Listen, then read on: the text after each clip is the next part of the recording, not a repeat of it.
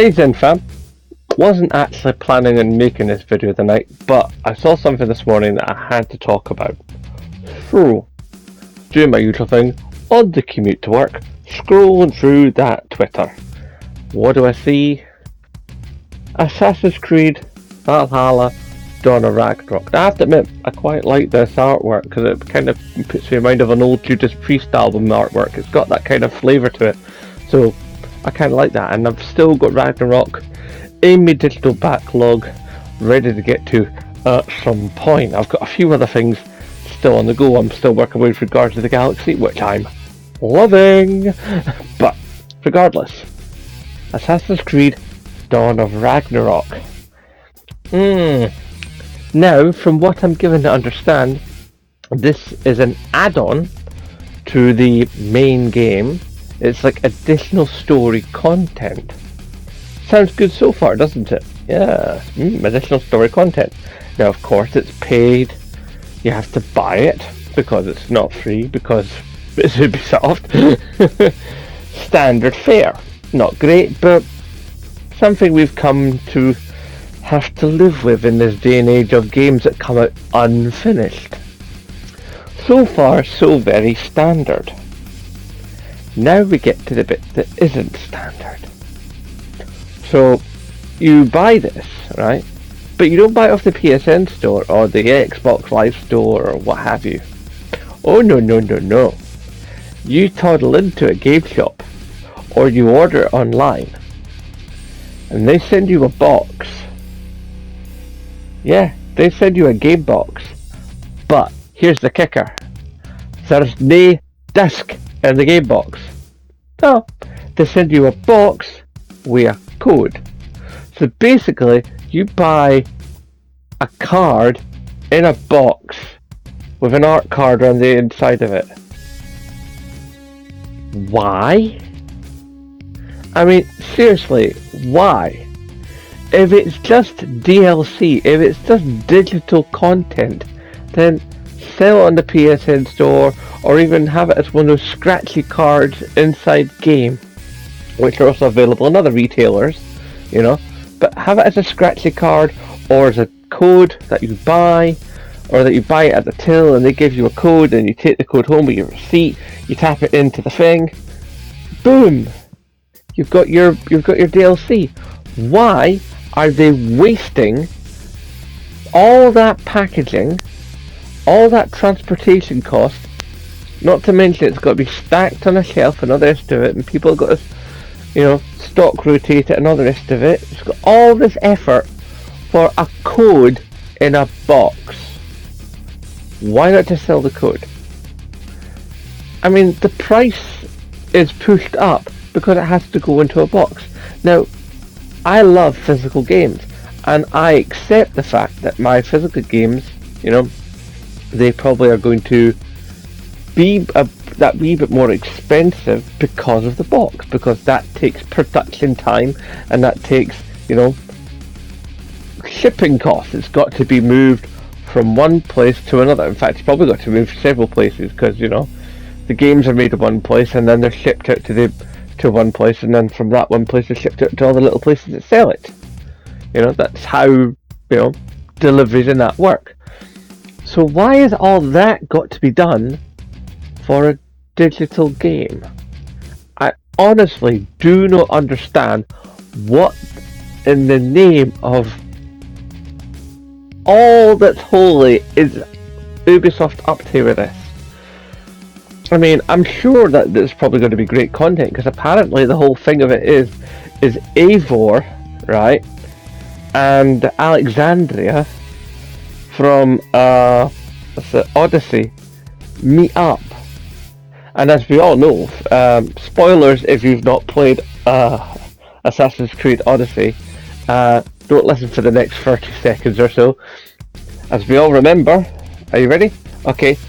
As we all remember, Cassandra basically, she lived in the place with the whole immortal bit, and, you know, that place that the ancients set up, and she had the scepter thingy, and basically that gave her eternal life. And she met, like, what's her name, Leila, I think it was, I forget the name, but the woman who was basically ex-Templar, who became a scientist, who then started working with the Brotherhood, sort of like unearth like other artifacts of the ancients, or the first ones, or whatever you want to call them. I forget entirely because it's been that long since I've probably played an Assassin's Creed game. Some of the lore's kind of slipped a bit, especially those later games, because they're not really Assassin's Creed games at that point. It's not like they seem to have lost Assassin's Creed, but that's another video. Point of the matter is, this malarkey here, fine that it exists, that's all fine and dandy, but why they're actually putting the bother and the extra expense of sticking a bit of paper in a box, a full-size game box, shipping it out and selling it off. Now, yeah, there'll be some of you go, oh, well, what about the collector market? So, this isn't what collectors collect. If collectors collect a game box, that game box that a collector will usually collect will be a steelbook.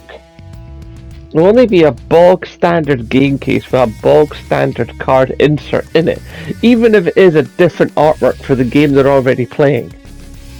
That's not what collectors are about. I mean, collectors are about, well, like some of the things I've got. I've got my signed lithographic map of Grand Theft Auto 5, sorry. I've got my Pip-Boy. I've got my Division 2 standee who was firing the flare into the air. You know, I've got various bits of gaming hoo-ha over the years. You know, those are the things that are collectible. You know, like if you're a Horizon Zero Dawn fan, there's statues of Thunderjaws and of Trematusks and stuff. You know, if you're like in The Witcher, there's statues of Geralt and Roach, and you know, you could probably buy like Geralt's sword, and there are collectibles from Assassin's Creed. Like I remember from Syndicate, you could buy like you could buy the glaive with a hidden blade and stuff. You know, there are oodles of things you can buy that are collectible, that come with special editions of games, and outside of the special editions that you could just buy, you know, from like merch stores and stuff, and directly from the companies and all the rest of it, or stuff that's made on Etsy or whatever. But a plastic box with an easily reproduced card insert is not a collectible. This is basically Ubisoft trying to get 2 bites of the cherry, and this is not right. Now, Ubisoft is already in a bit of hot water with yours truly. I'm kind of getting a bit, you know, thingy with them. I mean, yeah, I do buy Ubisoft games, but the only reason I'm still buying Ubisoft games is because I'll start not buying game companies stuff from the companies that annoy me. Very soon, I'm going to have no games to play. You know? I mean, I'm not buying Activision stuff. I'm most certainly not buying anything to do with them, because Bobby Kotick needs to go. The whole upper management needs to just go before I even think about playing another Activision game anymore. So that means no more Crash Bandicoot for me or anything else in that thing. But here's the thing, right? Yeah, Ubisoft have done some bad stuff, and I keep buying Ubisoft games because I like what they do. I like a lot of the structure of Ubisoft games. I like the way they're put together, even though some of them can be a bit janky. But you know, I love the Watch Dogs series. I love Assassin's Creed. I had a whole bunch of fun with Steep. I'm having quite a decent time with Riders Republic. You know, I loved Eagle Flight. You know. And I've played many Ubisoft games, and all of them pretty much have been grand for me. Admittedly, I got a bit tired halfway through, like Far Cry 4, because it overstayed its welcome. But essentially speaking, I enjoy the Ubisoft output, but they do need to stop like shifting, you know, sex offenders around their upper management from department to department to department. You know, every time they cause a scandal, and they need to remove their NFT filth from Ghost Recon and never try and put it in any games ever again. But other than that, I'm pretty much down with whatever Ubisoft do. But this malarkey, this whole buy a DLC with a box, aye, that could day one.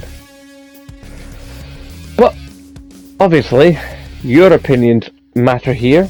So typey down below, let Zoom bloke know. What do you think? Do you think I'm onto something? Do you think I'm talking it be bum? I don't know. Anyway guys, this is just a quickie video that I didn't intend to make, but I saw the thing this morning, so I had to get on it. Hashtag support Scottish YouTubers, and of course, as always, aye, no bother.